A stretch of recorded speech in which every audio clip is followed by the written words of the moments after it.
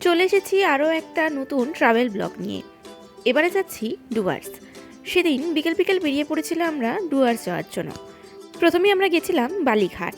বালিঘাট থেকে আমাদের ট্রেন ছিল শিয়ালদার, আর শিয়ালদা পৌঁছে সেখান থেকে ট্রেন হচ্ছে কাঞ্চনকন্যা।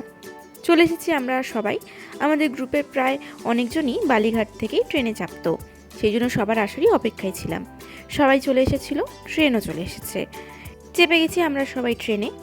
এইবারে আমাদের গ্রুপের প্রায় 7-8 জন আমরা একসঙ্গেই শিয়ালদা গিয়েছিলাম। শিয়ালদা থেকে আমাদের ট্রেন ছিল কাঞ্চনকন্যা, ছাড়বে ওই 8টা নাগাদ। তো সেই জন্যই সবাই খাবার, জল, বিস্কুট এইসবই কিনতে গেছিলো। আমাদের ট্রেন ঢুকছে, 14 নম্বর প্ল্যাটফর্মে দেয় কাঞ্চনকন্যা। তো সেই জন্যই আমরা সবাই আমাদের লাগেজ নিয়ে আস্তে আস্তে এগিয়ে যাচ্ছিলাম। এই নিয়ে শিয়ালদা আমি দুবার এলাম। প্রথমে এসেছিলাম দার্জিলিং যাওয়ার জন্য, তখন আমাদের ট্রেন ছিল পদাতিক, আর এলাম এইবার। ট্রেন চলে এসেছে, আমরা যে যার কোচ নাম্বার দেখে সেখানেই দাঁড়িয়ে যাব। আমার কোচে আমি একাই ছিলাম আমাদের গ্রুপের মধ্যে থেকে, বাকিরা ছিল সব আশেপাশের। চলে এসেছে আমাদের ট্রেন কাঞ্চনকন্যা, আর এখানে আমাদের গ্রুপের এখনও একজন আসা বাকি ছিল।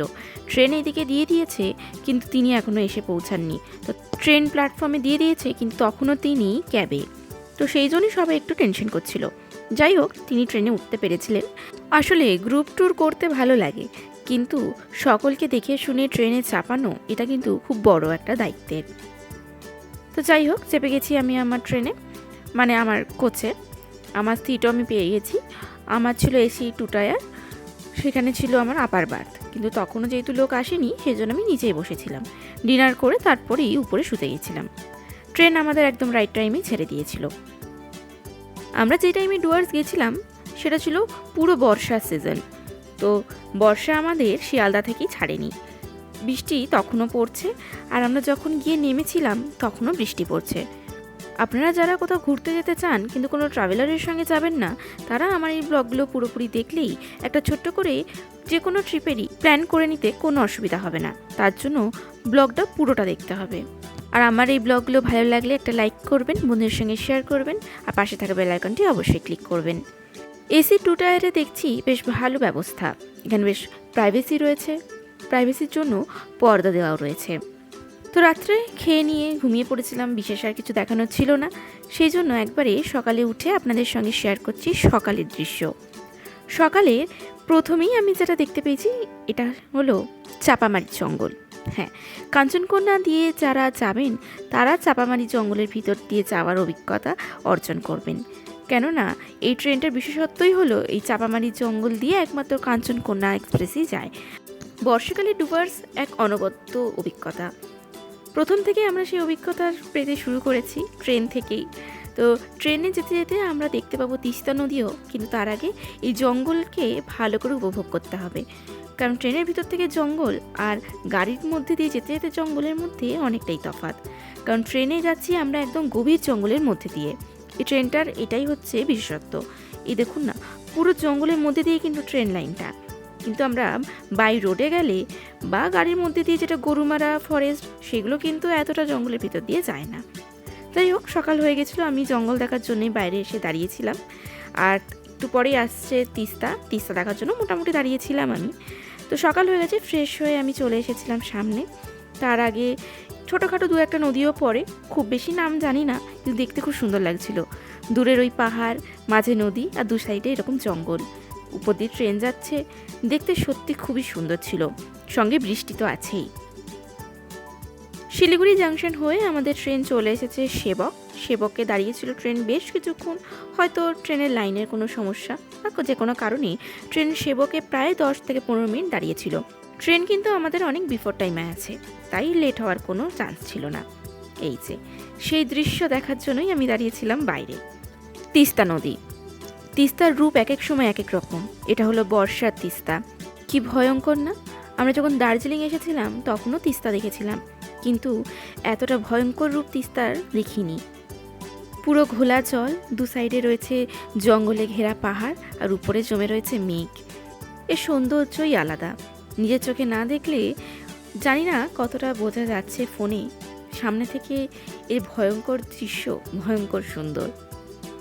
তো প্রায় আমরা চলে এসেছি আমাদের ফাইনাল ডেস্টিনেশনে। এবার আমরা নামবো। আমাদের ট্রেন চলে এসেছে মাল জাংশন। শিলিগুড়িতেও নামা যেত, সেখান থেকেও বাই কারে চলে যাওয়া যেত ডুয়ার্স, কিন্তু আমরা নেমেছিলাম মাল জাংশন, কেননা ওই জঙ্গলটা আমাদের উপভোগ করার খুব ইচ্ছা ছিল, সেই কারণেই। এখানে আমরা লাগেজ নিয়ে সবাই রেডি, সবাই আসলে আমরা একসঙ্গে এক জায়গা থেকে রওনা দেব, আমাদের সামনে বেরিয়ে গাড়ি রয়েছে সেইখানেই। চলে এসেছি মাল জাংশনের বাইরে, আমরা এখানে সবাই ওয়েট করছি, আমাদের গাড়ির সবাই আসবে, তারপরেই আমরা চাপবো একে একে। আর এখানে দেখুন এসেছে অনেক কলেজ স্টুডেন্ট বা স্কুল স্টুডেন্ট এক্সকারশনে নিয়ে এসছে। ডুয়ার্স কিন্তু খুব ভালো একটা জায়গা এই এডুকেশনাল ট্যুরের জন্য। এখানে অনেক বাচ্চাদের নিয়ে এসে স্কুল থেকে কলেজ থেকে এডুকেশনাল ট্যুরে। যাই হোক, চেপে গেছি আমরা আমাদের গাড়িতে, এক একটা গাড়িতে আমরা ছিলাম ওই 6-7 জন মতন। চলে যাব এবার আমাদের হোটেলের দিকে। বাইরে থেকে দেখলে মনে হচ্ছে কুয়াশা জমে, কিন্তু না, ডুয়ার্স কিন্তু ঠান্ডা জায়গা নয়। যতই উত্তরবঙ্গে হোক না কেন, ডুয়ার্সে কিন্তু আমরা একটু ঠান্ডা পাইনি কোথাওই। ঠান্ডার কোনো আমরা আমাদের জামা কাপড় নিয়েও আসিনি, জানাই ছিল ডুয়ার্সে ঠান্ডা থাকবে না, ডুয়ার্স ঠান্ডার জায়গা নয়। আমাদের গাড়ি রওনা দিল আমাদের হোটেলের উদ্দেশ্যে। মাঝখানে আমরা দাঁড়াবো আমাদের ব্রেকফাস্ট করার জন্য। আমি বসেছিলাম জানলার ধারে, যাতে ভিডিওগুলো আমি করতে পারি। রাস্তার দুধারে নর্মাল যেরকম বাজার দোকান হয়, মাল বাজার পেরিয়েই আমরা চলে যাই এগিয়ে আর কি, যেখানে আমাদের হোমস্টে বা হোটেলটা রয়েছে সেই দিকে। প্রায় মাল জাংশন থেকে আমাদের হোটেল পৌঁছাতে লেগেছিল 1 থেকে 1.5 ঘন্টা, মানে মোটামুটি ভালোই ডিস্টেন্সই ছিল। রাস্তা খুব সুন্দর, রাস্তার দুধারে জঙ্গল, একটু পরেই আমাদের শুরু হবে ডুয়ার্সের জঙ্গল। আর প্রথমেই আমরা যেটা দেখেছি সেটা হচ্ছে খুব সুন্দর সুন্দর চা বাগান। হ্যাঁ, ডুয়ার্সেও চা বাগান আছে। পাহাড়ের যেরকম পাহাড়ের গায়ে চা বাগান, ডুয়ার্সে সেরকম সমতলে চা বাগান। যেতে যেতে ছোটোখাটো এরকম অনেক নদীও রয়েছে, তার কোনোটাই নাম জানি না, যদিও দেখতে খুব সুন্দর। শুরু হয়ে গেছে এই যে জঙ্গল, এটা খুব সুন্দর একটা কি জঙ্গল নাম জানি না, তবে দেখতে বেশ ভালো ছিল। বর্ষায় তো জঙ্গলের সৌন্দর্য এমনিই সুন্দর। ডুয়ার্সের একটু পরপর যেতে যেতেই এরকম নাম না জানা অনেক জঙ্গল রাস্তার দুধারেই পড়বে, দেখতে সত্যি সুন্দর। রাত্রিবেলা নাকি আবার হাতিও বেরোয়, সে গল্প করছি আমার সব ব্লগে। চলে এসেছি আমরা একটা রেস্টুরেন্টে, সেখানে আমরা নিয়ে নিয়েছিলাম এরকম পরোটা, তরকারি আর চা। এটাই ছিল আমাদের সেই দিনের জন্য ব্রেকফাস্ট। এই ছিল সেই দোকান। আর এই জায়গাটার নাম কিন্তু খুব ইন্টারেস্টিং, জায়গাটার নাম হলো মাথা চুলকা। হ্যাঁ, এটাই ছিল জায়গাটার নাম। তো সবাই আমরা সেই জন্য এখানে দাঁড়িয়ে হাসাহাসি করছিলাম, যদিও জায়গার নাম নিয়ে এরকম হাসাহাসি করা উচিত নয়, তবে নামটা খুবই ইউনিক, তো প্রথমবার শুনে সবারই একটু হাসি পেয়েছিল। যাই হোক, এখান থেকে আমাদের হোটেল ডিস্টেন্স মাত্র 5 মিনিট। প্রথমে বুঝিনি যে এতটা কাছে চলে এসেছি। এই যে চলে এসেছি হোটেলের রাস্তায়, এই 4-5 দিন থাকতে থাকতে প্রায় রাস্তার সব কিছুই আমাদের মুখস্থ হয়ে গেছিলো, কারণ এখান দিয়ে আমরা বারবার বেরোচ্ছিলাম সাইট সিনের জন্য, আবার এসে এই হোটেলেই থাকছিলাম, সেই জন্যই সবই চেনা হয়ে গেছিলো এই কয়েকদিনে।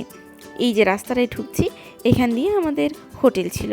এটা কিন্তু একদম একটা গ্রামের মাঝখানে নতুন হওয়া একটা হোটেল বা রিসর্টও বলা যেতে পারে। এটা একটা রিসর্টই অবশ্য, হোটেলের থেকে রিসর্ট বলাই ভালো। এটা একটা একদম গ্রামের ভিতর দিয়েই আমরা চলেছি। গ্রামের রাস্তার দুধারে এরকম রয়েছে জমির মধ্যে চাষ হয়েছে। চলে এসেছি আমরা আমাদের রিসর্ট দিশারি আরণ্যক, এখনও আন্ডার কনস্ট্রাকশন, এগুলো এখনও তৈরি হচ্ছে। খুব বড় একটা এরিয়া নিয়ে পুরো রিসর্টটা। যে গেটটা দিয়ে ঢুকলাম সেটা 1 নম্বর গেট, আরেকটা যেটা ঢুকছি সেটা 1 নম্বর, মানে কতটা জায়গা জুড়ে বোঝাই যাচ্ছে। চলুন দেখাচ্ছি। এই যে সামনে আমাদের আরও 2টো গাড়ি, মোট আমাদের 3টে গাড়ি ছিল, সব গাড়ির লাগেজ মাথার উপরেই রয়েছে। ঢুকে যাচ্ছি আমরা আমাদের রিসর্টে। দেখুন রিসর্টটা কতটা সুন্দর। প্রথমে যখন আমরা ছবি দেখেছিলাম রিসর্টটার, আমাদের সবারই খুব পছন্দ হয়েছিল। এসেও দেখছি সত্যি ততটাই সুন্দর। এই যে এরকম সাজানো গোছানো সুন্দর একটা পরিষ্কার রিসর্ট, একদমই নতুন বলা চলে। আমরা ছাড়া বেশ কয়েকজন মোটে ছিল, খুব বেশি লোকজন ছিল না। নেমে যাচ্ছি গাড়ি থেকে, লাগেজগুলো ওরাই নামিয়ে দেয়। আমরা যে যার রুমে চলে যাব, রুমের চাবিগুলো শুধু আমাদের কালেক্ট করতে হবে। এটা ছিল পার্ট 1। পার্ট 2 এর জন্য দেখতে হবে নেক্সট পার্ট।